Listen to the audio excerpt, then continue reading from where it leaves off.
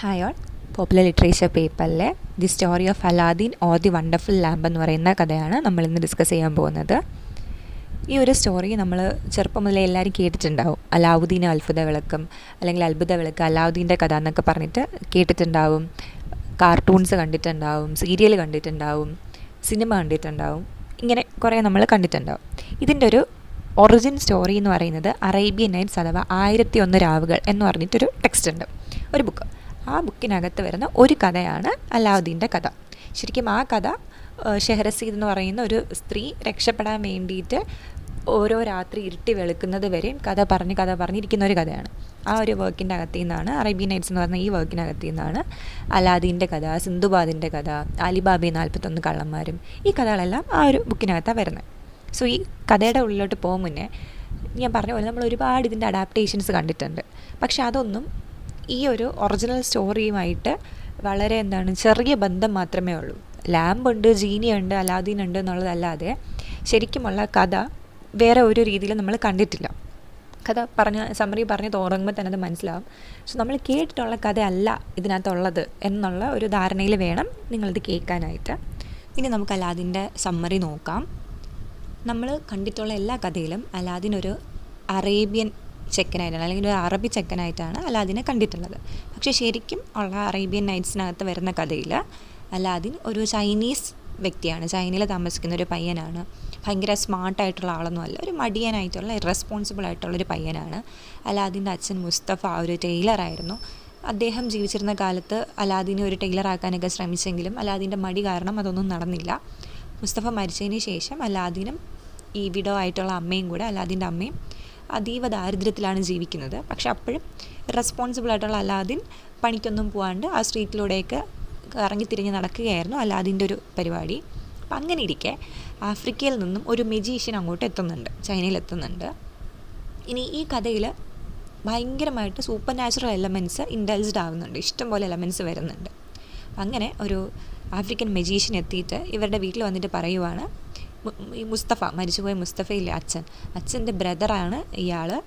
അതുകൊണ്ട് തന്നെ ഈ കുടുംബം ഇങ്ങനെ ദാരിദ്ര്യത്തിൽ ജീവിക്കുന്ന അയാൾക്ക് കണ്ടു നിൽക്കാൻ പറ്റുന്നില്ല. അലാദീനെ കൊണ്ടുപോയിട്ട് മിടുക്കനാക്കി ഒരു വലിയ മെർച്ചൻ്റാക്കി തിരികെ കൊണ്ടുവരാം എന്ന് പറഞ്ഞ് വീട്ടിൽ നിന്ന് കൂട്ടിക്കൊണ്ടു പോകുന്നുണ്ട്. അപ്പോൾ അമ്മ നോക്കുമ്പോഴത്തേക്കും ഭയങ്കര ഹെൽപ്ഫുള്ളായിട്ട് വീട്ടിലേക്ക് ലാവിഷായിട്ട് കാശ് കൊടുക്കുന്നുണ്ട്, അലാദീന് സ്വർണ്ണമൊക്കെ കൊടുക്കുന്നുണ്ട്. അതുകൊണ്ട് തന്നെ അമ്മ അങ്ങനെയും മോനൊന്ന് രക്ഷപ്പെടട്ടെ എന്ന് കരുതിയിട്ട് പറഞ്ഞു വിടുന്നുണ്ട് മോനെ. ഇനി ആ മജീഷ്യൻ്റെ ഉദ്ദേശം എന്ന് പറഞ്ഞു കഴിഞ്ഞാൽ ഇവനൊരു മണ്ടനായതുകൊണ്ട് എന്ത് പറഞ്ഞാലും വിശ്വസിക്കും എന്ന് പറഞ്ഞാണ് അലാദീനെ കൊണ്ടുവന്ന്. വളരെ എന്ത് റിസ്ക് എടുക്കാനും ഇവൻ തയ്യാറാവും, പ്രത്യേകിച്ച് ചോദ്യങ്ങളൊന്നും ഉണ്ടാവില്ല എന്നൊരു ഐഡിയയിലാണ് ഈ ഒരു ആഫ്രിക്കൻ മജീഷ്യൻ അലാദീനെ കൊണ്ടുപോകുന്നത്. ഇനി ശരിക്കും അയാളുടെ ഉദ്ദേശം എന്ന് പറയുന്നത് he wanted to retrieve a magic oil lamp, ഒരു മാജിക് ലാമ്പ്, നമ്മൾ ഈ ഒരു വണ്ടർ ലാമ്പ് എന്ന് പറയുന്ന സാധനം ഉണ്ടല്ലോ, അത്ഭുത വിളക്ക്, അത് കിട്ടാൻ വേണ്ടിയിട്ടാണ് അലാദീനെ ഇയാൾ കൊണ്ടുപോകുന്നത്. അയാളൊരു കേവിനകത്ത് അലാദീനെ കയറ്റിയിട്ട് പറയുവാണ്. ആ കേവിനൊരു അടപ്പും കാര്യമൊക്കെ ഉണ്ട്, അത് തുറന്ന് അതിൻ്റെ ഉള്ളിൽ അലാദീനെ കയറ്റി വിടുവാണ്. പോകുന്ന വഴിക്ക് പല സാധനങ്ങളും കാണും, ഒന്നും എടുക്കരുത്, ഈ പറഞ്ഞ ലാമ്പ് മാത്രം കൊണ്ടുവരണം എന്ന് പറഞ്ഞാണ് അലാദീനെ അയക്കുന്നത്. കേവിൻ്റെ ഉള്ളിൽ ഒരു വലിയൊരു മാജിക്കൽ പുതിയൊരു വേൾഡായിരുന്നു. വലിയ ഗാർഡൻസ് ഉണ്ട്, പക്ഷേ ആ മരത്തിലെല്ലാം ഫ്രൂട്ട്സിന് പകരമുള്ളത് പ്രഷ്യസ് സ്റ്റോൺസ് ആണ്. എമറാൾഡ്, ഡയമണ്ട്, റൂബി, അങ്ങനെയുള്ള മരതകം, വൈര്യം, ഇതൊക്കെയാണ് അതിനകത്തുള്ളത്. അപ്പോൾ ഇതെല്ലാം പഴങ്ങളാണെന്ന് കരുതിയിട്ടാണ് അലാദീൻ എടുത്ത് വെക്കുന്നത്. കാരണം ഇവനൊരു പാവപ്പെട്ട വീട്ടിലാണല്ലോ, ഇവൻ ഈ പറയുന്ന പ്രഷ്യസ് സ്റ്റോൺസ് ഒന്നും കണ്ടിട്ടുമില്ല. ഇത് ഫ്രൂട്ട്സ് ആണെന്ന് കരുതിയിട്ടാണ്, എന്തോ പ്രത്യേകതരം ഫ്രൂട്ട്സ് ആണല്ലോ എന്ന് കരുതി ഇവനെടുത്ത് പോക്കറ്റിൽ വെക്കുന്നുണ്ട്. അവസാനം ഇവൻ പോയി ആ ഒരു മാജിക്കൽ ലാമ്പ് കണ്ടുപിടിക്കുന്നുണ്ട്. തിരികെ കൊണ്ടുവന്നിട്ട് ഇതൊരു ഗുഹയാണല്ലോ, ഗുഹയിൽ നിന്ന് മുകളിലോട്ട് കയറുന്ന സമയത്ത് ഈ പ്രഷ്യസ് സ്റ്റോൺസിൻ്റെ വെയിറ്റ് കാരണം ഇവനെ വലിച്ച് മുകളിലോട്ട് കയറ്റാൻ പറ്റുന്നില്ല അലാദീന്. അപ്പോൾ നമ്മുടെ ഈ ഒരു ആഫ്രിക്കൻ മജീഷ്യൻ പറയുന്നുണ്ട്, നീ ഇതിനെ വിട്ടിട്ട് വായോ എന്ന് പറയുന്നു. പക്ഷേ അലാദീൻ പറയുന്നുണ്ട്, എന്നെ മുകളിൽ കയറ്റിയാലേ ഞാൻ ഈ ലാമ്പ് തരത്തുള്ളൂ എന്ന് പറയുന്നുണ്ട്. അവസാനം ദേഷ്യം വന്നിട്ട് ആ ഒരു മജീഷ്യൻ ഗുഹ തിരിച്ചടച്ചിട്ട് അലാദീനെ കൂട്ടാണ്ട് പോകുവാണ്. അപ്പോൾ അലാദീന് മനസ്സിലായി ഇയാൾ സ്വന്തം അങ്കിളൊന്നുമല്ല, ദുഷ്ടനാണ്, ഇങ്ങനെ ആപത്തിൽ പെടുത്താൻ വന്നതാണെന്ന് മനസ്സിലാവുന്നുണ്ട്. അങ്ങനെ അതിനകത്തിരുന്ന് വിഷമിച്ചുകൊണ്ടിരിക്കുമ്പോൾ അറിയാണ്ട് അലാദീൻ്റെ കയ്യിലിരിക്കുന്ന റിങ് ഒന്ന് തടവും, ഒന്ന് ടച്ച് ചെയ്യുന്നുണ്ട്, ഒന്ന് റബ്ബ് ചെയ്യും. ആ റിങ് ശരിക്കും ഈ മജീഷ്യനാണ് അലാദീൻ്റെ കയ്യിലിട്ട് കൊടുത്തത്. ഞാൻ നേരത്തെ പറഞ്ഞില്ലേ, വീട്ടിൽ വന്നിട്ട് ഇവരുടെ ഒരു വിശ്വാസം പിടിച്ച് പറ്റണമല്ലോ, അതിന് വേണ്ടിയിട്ട് റിച്ച് ആയിട്ടുള്ള കുറേ സാധനങ്ങൾ ഇവർക്ക് കൊടുത്തു. അതിൻ്റെ കൂട്ടത്തിൽ കൊടുത്ത ഒരു സാധനമാണ് ഈ റിങ്.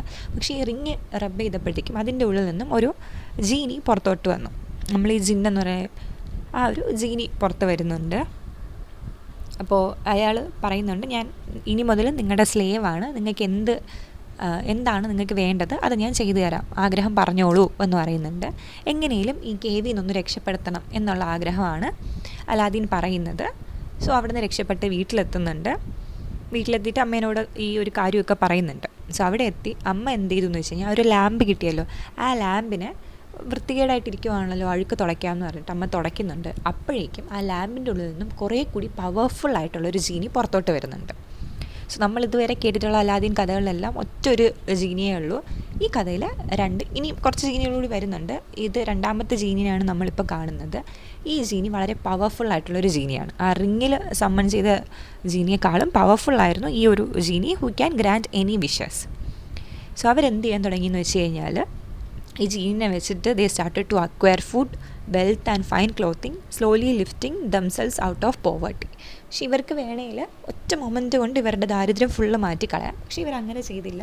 വളരെ പതുക്കെ കുറച്ച് സാധനങ്ങളായിട്ടെടുത്ത് അവരുടെ ഒരു പോവർട്ടി ലൈഫ് മുന്നോട്ട് കൊണ്ടുപോകാൻ തുടങ്ങി. അത് മാറി അത്യാവശ്യം നല്ലൊരു ലിവിങ് സ്റ്റാൻഡേർഡിലോട്ട് എത്താൻ തുടങ്ങി. അതിൻ്റെ ഇടയിലും 1-2 തവണ അലാദീൻ പറ്റിക്കപ്പെടുന്നുണ്ട്.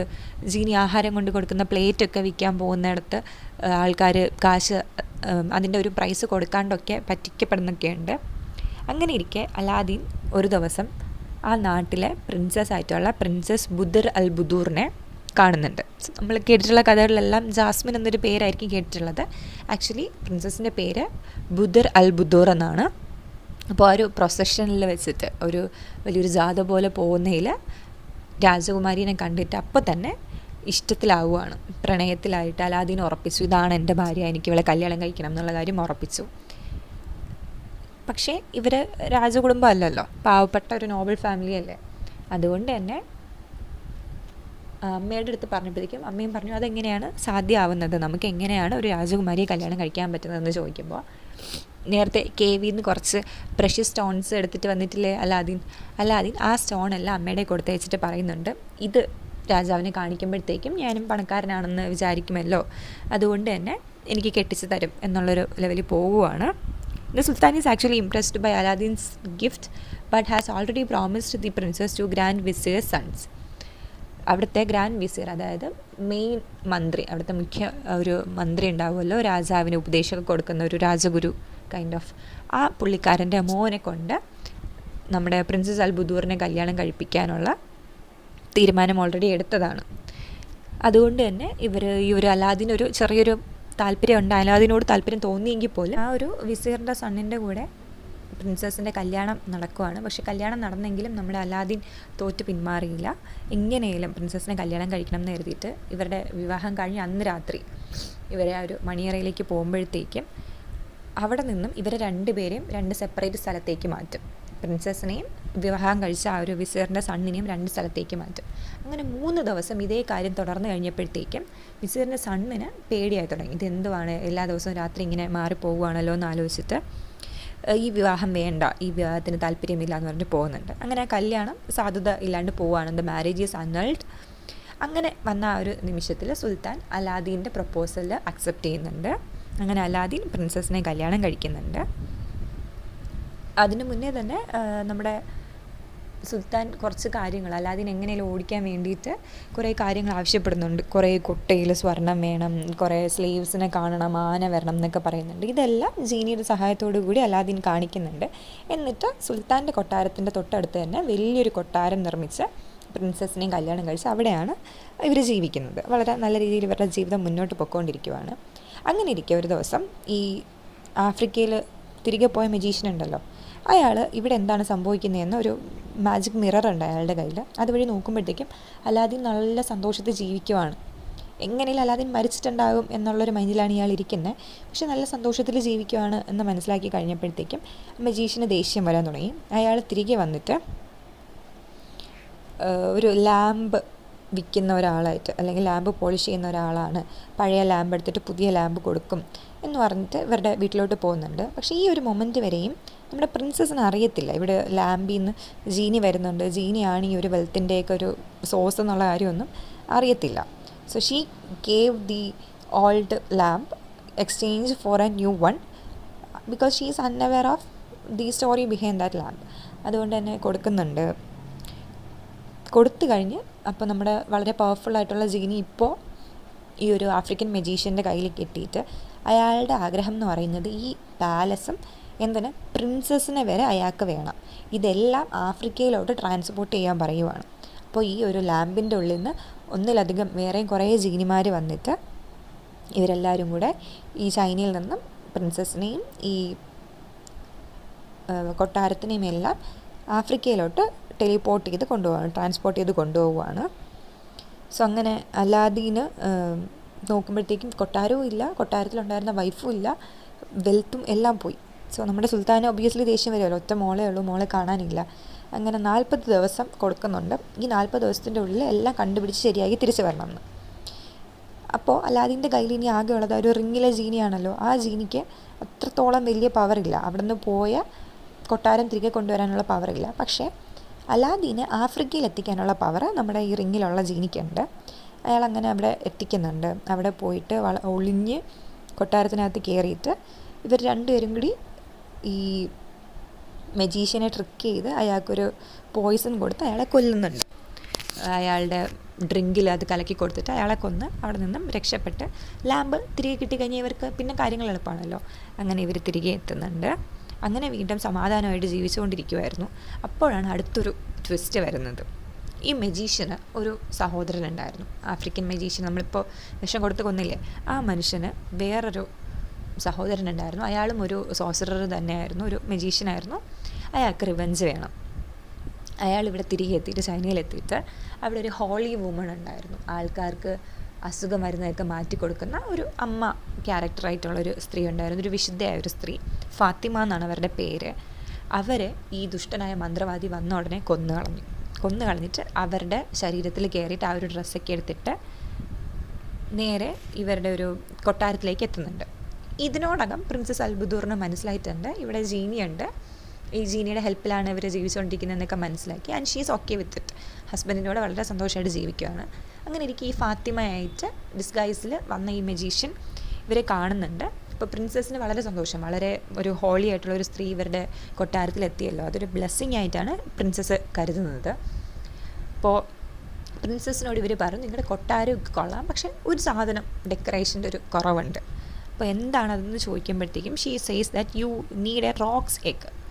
ഒരു റോക്സ് എഗ് എന്ന് പറയുന്ന ഒരു സാധനം നിങ്ങൾ ഡെക്കറേറ്റ് ചെയ്ത് കഴിഞ്ഞാൽ എല്ലാം അടിപൊളിയാവും എന്ന് പറയും. അപ്പോൾ പ്രിൻസസ്സിനും അറിയാമല്ലോ നമുക്ക് ജീനി ഉണ്ടല്ലോ, അപ്പോൾ എന്ത് സാധനമാണെങ്കിലും അത് ജീനീനെ കൊണ്ട് വാങ്ങിപ്പിക്കാം എന്നുള്ള ലെവലിൽ നേരെ ഇപ്പോൾ ഹസ്ബൻഡിനോട് പറയുന്നുണ്ട്. അപ്പോൾ അലാദീൻ പോയി നമ്മുടെ ജീനിയോട് ചോദിക്കുന്നുണ്ട് എനിക്ക് വേണ്ട സാധനം റോക്സ് എഗ് എന്ന് പറയും. അപ്പോൾ ജീനി ഉടനെ ഷോക്ക്ഡായിട്ട് പറയുന്നുണ്ട് എനിക്കത് പ്രൊവൈഡ് ചെയ്യാൻ പറ്റില്ല. റോക്സ് എഗ് എന്ന് പറയുന്നത് മാസ്റ്ററിൻ്റെ തല വെട്ടിയെടുത്ത് വയ്ക്കുന്നതിനാണ് റോക്സ് എഗ് എന്ന് പറയുന്നത്. സോ ഒരിക്കലും അത് ചെയ്യാൻ പറ്റില്ല, ബിക്കോസ് അലാദീനെ ഒരു ഫ്രണ്ടായിട്ടാണ് ജീനി കാണുന്നത്. സോ ജീനി പവർഫുൾ ആണെങ്കിൽ പോലും ആ ഒരു കാര്യം ചെയ്യാണ്ട് വാൺ ചെയ്യുന്നുണ്ട്. ആരാണോ നിങ്ങളോട് ഈ ഒരു സാധനം ചോദിക്കാൻ ആവശ്യപ്പെട്ടത് അയാൾ നിങ്ങളെ കൊല്ലാൻ വന്ന ആളാണെന്നുള്ള കാര്യം മനസ്സിലാക്കുന്നു. അങ്ങനെ ഇത് ഫാത്തിമയായിട്ട് വന്നിരിക്കുന്നത് ഈ ഒരു ആഫ്രിക്കൻ മജീഷ്യൻ്റെ സഹോദരനാണെന്നുള്ള കാര്യമൊക്കെ മനസ്സിലാകുന്നുണ്ട്. അപ്പോൾ അലാദീൻ പുതിയൊരു പ്ലാൻ റെഡിയാക്കിയിട്ട് പറയുന്നുണ്ട് എനിക്ക് ഒട്ടും സുഖമില്ല, വയ്യാണ്ട് കിടക്കുവാണ്, സോ ഹോളി വുമണായിട്ടുള്ള ഫാത്തിമ വന്ന് എന്നെ രക്ഷിക്കട്ടെ എന്നിങ്ങനെ പറയുന്നുണ്ട്. അപ്പോൾ ഹോളി വുമണൊന്നും അല്ലല്ലോ, ഫാത്തിമയായിട്ടുള്ള ആ ഒരു മജീഷ്യനെ വിചാരിക്കുന്ന ഈ ഒരു മൊമെൻറ്റിൽ അലാദീനെ കൊന്നുകളയാം എന്ന് കരുതി അവിടെ എത്തുന്നുണ്ട്. പക്ഷെ അലാദീൻ തിരികെ ഇവരെ കൊല്ലുവാണ് ചെയ്യുന്നത്, ഫാത്തിമേനെ കൊല്ലുന്നു. അപ്പോൾ പെട്ടെന്ന് പ്രിൻസസ് ഞെട്ടിപ്പോവും, ഒരു ഹോളി വുമണിനെ കൊന്നല്ലോ എന്നുള്ള കാര്യത്തിൽ. അപ്പോൾ അലാദീൻ പറഞ്ഞ് മനസ്സിലാക്കി കൊടുക്കുന്നുണ്ട് ഇത് അയാളുടെ സഹോദരനാണെന്നുള്ള കാര്യം മനസ്സിലാക്കുന്നുണ്ട്. അങ്ങനെ അവിടെ ആ ഒരു രണ്ടാമത് വന്ന ആ ഒരു ദുഷ്ടനെയും കൊന്നിട്ട് ഇവർ ജീവിക്കുവാണ്. നമ്മുടെ സുൽത്താൻ സുൽത്താൻ മരിച്ചു പോകുന്നുണ്ട്. സുൽത്താന് മേലെ എയറില്ലാത്തതുകൊണ്ട് തന്നെ മോളെ പിന്നീടുള്ള രാജാധികാരിയാക്കി മാറ്റുന്നുണ്ട്. പ്രിൻസസ് അൽബുദൂർ അങ്ങനെ ക്വീൻ ആവുന്നുണ്ട്. അലാദീനും രണ്ടുപേരും ചേർന്ന് നല്ലൊരു രീതിയിൽ രാജ്യം പിന്നെ ഭരിച്ച് മുന്നോട്ട് കൊണ്ടുപോകുന്നുണ്ട്. ഇതാണ് അലാദീൻ്റെ സ്റ്റോറി. ഓക്കെ, അപ്പോൾ ഇനി എക്സാമിന് ഈ ഒരു സ്റ്റോറി ആയിരിക്കണം നമുക്ക് ഓർമ്മ വരേണ്ടത്. തീംസായിട്ട് പറയാൻ പറ്റുന്നത് റാഗ്സ് ടു റിച്ചസ് അഥവാ ട്രാൻസ്ഫോർമേഷൻ ആൻഡ് ഗ്രോത്ത്. വളരെ പുവറായിട്ടുള്ള ഹംബിൾ ഒറിജിൻസിൽ നിന്നും പിന്നീട് ആ നാട് ഭരിക്കുന്ന ആളായിട്ട് അലാദീൻ മാറുന്നുണ്ട്. ആ ഒരു കാര്യം വരുന്നുണ്ട്. പുവർ ബോയ് ടു വൈസായി മാറുന്നതും, പിന്നെ ഒരു ഓപ്പർച്യൂണിറ്റി കിട്ടുന്ന ഒരു ഓപ്പർച്യൂണിറ്റി കൃത്യമായിട്ട് പിടിച്ചു വെച്ചിട്ട് എങ്ങനെയാണ് അത് പേഴ്സണൽ ഗ്രോത്തിന് ഉപയോഗിച്ചതെന്നൊരു കാര്യം വരുന്നുണ്ട്. മൂഡനായിട്ട് ഫോളിഷായിട്ട് സ്റ്റാർട്ട് ചെയ്ത അലാദീൻ പിന്നീട് വളരെ ഒരു വൈസായിട്ടുള്ള ഒരാളായിട്ട് മാറുന്നുണ്ട്. പിന്നെ power of magic and super natural, ഈ പറഞ്ഞ പോലെ കുറേ സൂപ്പർ നാച്ചുറൽ എലമെൻറ്റ്സ് വരുന്നുണ്ട്. ലാമ്പ്, റിങ്, ജീനി, മാജിക്കൽ ഒബ്ജക്ട്സ്, ഇതെല്ലാം വരുന്നുണ്ട്. പിന്നെ ഇതിൽ മാജിക് എന്ന് പറയുന്നത് സക്സസിൻ്റെയും ഡേഞ്ചറിൻ്റെയും സിമ്പലായിട്ട് വരുന്നുണ്ട്. അലാദീൻ മാജിക്കിനെ സക്സസ്സിന് വേണ്ടി ഉപയോഗിച്ചു. മജീഷ്യൻസ് എന്തിനാണ് ഉപയോഗിച്ചത്? ഡേഞ്ചർ, എങ്ങനെ ഡേഞ്ചർ ഉണ്ടാക്കാം എന്നുള്ള രീതിയിലാണ് ഉപയോഗിച്ചിരുന്നത്. ദെൻ ഡിസെപ്ഷൻ ആൻഡ് ഡിസ്ഗൈസ്, ആൾക്കാരെ ചതിക്കുന്ന കാര്യവും. അലാദീൻ ശരിക്കും ഈ ഒരു എന്ത് വേണമെങ്കിലും അലാദീന് ചെയ്യാമായിരുന്നല്ലോ ജീനീനെ വെച്ചിട്ട്, അതൊന്നും ചെയ്യാണ്ട് നല്ല രീതിയിൽ കൊണ്ടുപോയി, ആൾക്കാരൊന്നും മാനിപ്പുലേറ്റ് ചെയ്യാണ്ട്. പക്ഷേ ആ ബ്രദേഴ്സ് രണ്ടുപേരും എന്താ ചെയ്യുന്നത്? ആൾക്കാരെ മാനിപ്പുലേറ്റ് ചെയ്യാനാണ് ഉപയോഗിച്ചുകൊണ്ടിരുന്നത്. പിന്നെ ഒരു ജസ്റ്റിസ് ആൻഡ് റിട്രിബ്യൂഷൻ, ഒരു ജസ്റ്റിസ് വെൽ സെർവ്ഡ് ആയിട്ടുള്ളൊരു കഥയാണ്. ദുഷ്ടന്മാർക്ക് രീതിയിലുള്ളൊരു മോശപ്പെട്ട എൻഡിങ്ങും നന്മയുള്ള ആൾക്ക് നന്മയുള്ള എൻഡിങ്ങും കഥയിൽ കിട്ടിയിട്ടുണ്ടായിരുന്നു. കറേജ്, ആദ്യം വളരെ പേടിയോടെ ജീവിച്ചുകൊണ്ടിരുന്ന ഒരാൾ പിന്നീട് വളരെ കറേജിയസ് ആയിട്ട് മാറുന്നു. ഈവൻ ആൾക്കാരെ കൊല്ലുന്നൊരു ലെവലിലേക്ക്, വെറും ആൾക്കാരല്ല ദുഷ്ടന്മാരെ തന്നെ, അത് മാജിക്കൽ പവേഴ്സ് ഉള്ള ആൾക്കാരോട് പൊരുതി നിൽക്കുന്ന ലെവലിലേക്ക് അലാദീൻ ബുദ്ധിപരമായിട്ട് വളരുന്നൊരു കാഴ്ച നമ്മൾ കാണുന്നുണ്ട്. Love and loyalty. സോ ശരിക്കും പറഞ്ഞു കഴിഞ്ഞാൽ അലാദീന് പ്രിൻസസിനോട് തോന്നിയ ഒരു സ്നേഹം കൊണ്ടാണ് അലാദീൻ ഇത്രത്തോളം വളർന്നത്. അല്ലാന്നുണ്ടെങ്കിൽ അലാദീൻ നേരത്തെ ആ ഒരു പോവേർട്ടി ഇല്ലാണ്ട് എങ്ങനെ ജീവിച്ചു പോകാമെന്ന് മാത്രം നോക്കി ജീവിച്ചുകൊണ്ടിരുന്ന ഒരാളാണ്. പ്രിൻസസിനോട് സ്നേഹമായതിന് ശേഷമാണ് ഒരു രാജ്യം ഭരിക്കുന്ന ലെവലിലേക്ക് പോകുന്നത്. പ്രിൻസസിനും അതെ, തിരിച്ചും അവർ രണ്ടുപേരും എങ്ങനെ മീറ്റ് ചെയ്തുവെങ്കിലും നല്ല രീതിയിലൊരു സ്നേഹമുള്ള കപ്പിളായിട്ടാണ് അവർ പിന്നീട് വന്നത്. പിന്നെ സോഷ്യൽ മൊബിലിറ്റി ആൻഡ് ഡെസ്റ്റിനി, ഈ ഒരു കാര്യം വരുന്നുണ്ട്. വളരെ ഹംബിൾ ഒറിജിനിൽ നിന്നുള്ള ആളാണെങ്കിൽ പോലും ഗ്രേറ്റ്നെസ് എന്ന് പറയുന്നത് നമ്മുടെ ഒറിജിനിൽ നിന്നും വരുന്നതല്ല, അത് നമ്മുടെ മനസ്സിൽ നിന്ന് വരുന്നതാണ്, നമ്മുടെ ഒരു ഐഡിയയാണ്. അല്ലാണ്ട് എത്ര പാവപ്പെട്ടതായിട്ട് ജനിച്ചു എന്ന് പറഞ്ഞു കഴിഞ്ഞാലും നമ്മുടെ മനസ്സ് നല്ലതാണെങ്കിൽ നമുക്ക് എന്നാണെങ്കിലും ഒരു നന്മ ഉണ്ടാകും എന്നൊരു തീമും വരുന്നുണ്ട്. ഈ കുറച്ച് മോഡൽ ക്വസ്റ്റ്യൻസ് കാണിക്കാം. ഇതിൻ്റെ ആൻസർ എല്ലാം ഓൾറെഡി പറഞ്ഞിട്ടുണ്ട്. ആൻസർ ചെയ്യാൻ പറ്റുന്നതാണോ എന്നൊന്ന് നോക്കുക. Who gave Aladdin the magic lamp? What did Aladdin find inside the cave? Name the princess Aladdin marries. What does Aladdin use to summon the genie? Who disguised himself as the holy woman Fatima? Where was the roc's egg supposed to be hung? What